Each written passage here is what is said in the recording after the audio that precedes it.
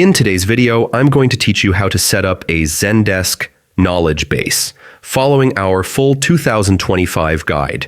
If you want to enhance your customer service and empower your customers with instant answers, this step-by-step walkthrough is for you. First, head over to the Zendesk website.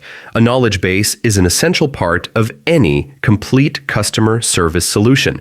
Once you're on the homepage, locate the Sign In button at the top right corner and click it. If you have multiple accounts, make sure to select the correct one.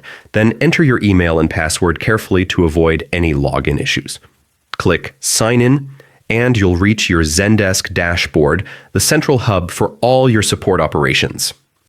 From your dashboard, click the menu icon, usually a square or grid symbol. Here you'll find Guide Your Knowledge Base. Click Guide, then select Add to create a new category. Categories help organize your articles into logical sections.